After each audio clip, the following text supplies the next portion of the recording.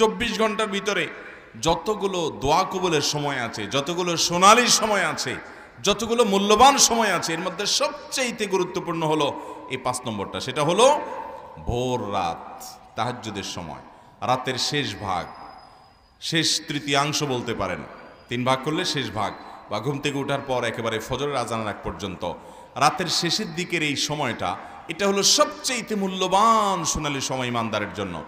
আপনার দোয়া আল্লাহর কাছে পৌঁছাতে চান, কায়মন বাক্যে আল্লাহর কাছ থেকে পাশ করাতে চান, আল্লাহর সবচেয়ে নৈকট্য অর্জন করতে চান, খুব বেশি আল্লাহর কাছে প্রার্থনা করতে চান, সিজদায় আল্লাহর কাছে বান্দার সবচেয়ে কাছাকাছি যেতে পারে। আর ভোর রাতের দোয়া, এটা বান্দার সবচেয়ে ইফেক্টিভ দোয়া হয়। এই দোয়া আল্লাহ তাআলা সাধারণত ফিরিয়ে দেন না। এবং নবী করিম সাল্লাল্লাহু আলাইহি সাল্লামের সেই বিখ্যাত হাদিস আপনারা সবাই কম বেশি শুনেছেন, রাতের শেষ প্রহরে আল্লাহ রাব্বুল আলামিন দুনিয়ার আসমানে এসে বান্দাকে ডেকে ডেকে বলেন, কোনো বর্ণনা আসছে যে আহ্বায়ক কোনো এক ঘোষক ঘোষণা দেয়, কোনো বর্ণনা আসছে আল্লাহ তাআলা স্বয়ং ডাকেন এবং বান্দাকে বলা হয়, আলামিন মুস্তাগফিরিন ফাগফির লাহ, তোমাদের মধ্যে কেউ কি আছো যে গুনাহ করেছো, অপরাধ করেছো, আল্লাহর কাছে মাফ চাইবা তো আমি তাকে মাফ করব। আলামিন মুবতালান ফাওয়াফি আলাহ, তোমাদের কেউ কি অসুস্থ আছো যাকে আমি সুস্থতা দান করব, অর্থাৎ আমার কাছে এটা চাইবা। এই জন্য ভাইরা আমার, ভোর রাতের এই সময়টাতে আল্লাহ তাআলার রহমতের দুয়ার খুলে দেওয়া হয়। আল্লাহ রাব্বুল আলামিন নিজে দুনিয়ার আসমানে নেমে আসেন এবং রহমতের ভান্ডার সবচেয়ে বেশি উন্মুক্ত হয়।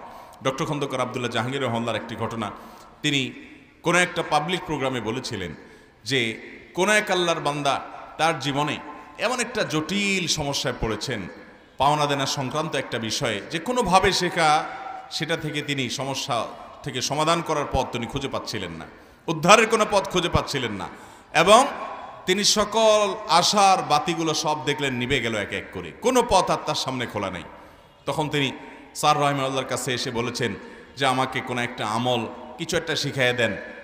হয়তো অন্য অনেকের মতো ভদ্রলোকও ধারণা করছে যে উনি হয়তো কোনো তাবিজ বা কোনো কিছু দিবেন।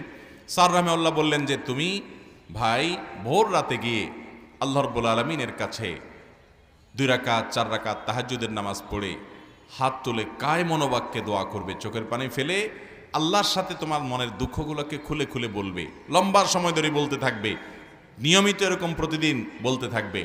এই টাইমটাতে করতে থাকো, দেখা যাবে আল্লাহ রাব্বুল আলামিন তো দোয়া কবুল করেছে। লোকটা স্যার রাহিমাহুল্লাহ বলেছেন কয়েকদিন পর আমার কাছে এসে বলল যে অলৌকিকভাবে, অবিশ্বাস্যভাবে আল্লাহ তাআলা আমার সেই সমস্যাকে এমনভাবে সমাধান করে দিয়েছেন আমি কল্পনাও করি নাই, এবং আমল ওই একটাই ছিল যেটা আপনি বলেছেন, ভোর রাতের দোয়া।